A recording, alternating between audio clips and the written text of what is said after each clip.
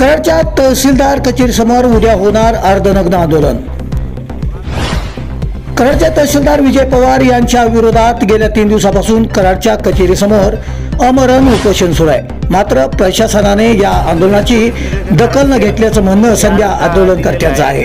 त्यामुळे संतप्त झालेल्या आंदोलकांनी 26 जानेवारी रोजी आता अर्धनग्न आंदोलन करण्याचा पवित्रा घेतला। पाहूया आपण त्यांच्या प्रतिक्रिया। त्या कार्यालयात आम्ही अमर उपोषण, त्या ठिकाणी ठिय्या आंदोलन, अमर उपोषण ज्या पद्धतीनं होईल त्या पद्धतीनं आयुक्त या कार्यालयासमोर आम्ही पुणे येथे जाऊन उपोषणाला बसणार आहोत। इथं जर उद्या नाही 26 जानेवारी दिवशी आमची दखल नाही घेतली, आम्ही 26 जानेवारीला अर्धनग्न उपोषण आम्ही सलामी करणार झेंड्याला। अधिकाऱ्यांनी लवकरात लवकर करावा, अन्यथा आम्हाला वेगवेगळ्या पद्धतीनं आंदोलन करायला भाग पाडू नये। जर आमच्या जीविताला काही धोका निर्माण झालेच त्याला सर्वस्वी कराड मध्यवर्ती प्रशासकीय कार्यालय, सातारा जिल्हाधिकारी, परत विभागीय आयुक्त पुणे जबाबदार राहतील याची सर्वांनी नोंद घ्यावी। आणि उद्याचं आंदोलन ही अर्धनग्न आंदोलन ही 100% होणार का तर होणारच।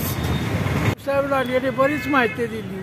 हे सरकार, हे शासन जे आहे ना, जातीचं पूर्ण उच्चाटन न झालेलं सरकार आहे, जातीवाद करणारे सरकार आहे।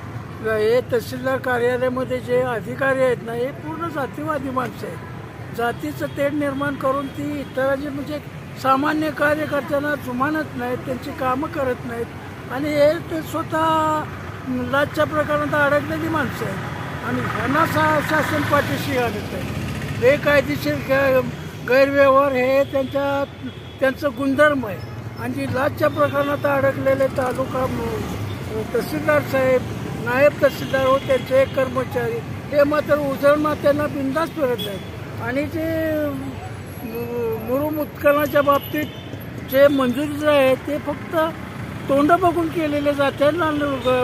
मागासवर्गांच्यावर अन्याय केला जातो असे अधिकार आहेत, त्यांच्या विरुद्ध जे उपोषण चालू आहे ते एकदम रितसर आहे। आता ह्याचा जर काही आज जर काही घडलं नाही तर उद्या नग्न बापूसाहेब लांडगे, विश्व इंडियन पार्टीचे जिल्हाध्यक्ष यांनी जे आता जे सांगितलं, उद्या आमचं लग्न अवस्थेमध्ये अर्धनग्न उपोषण आहे, हे होणारच।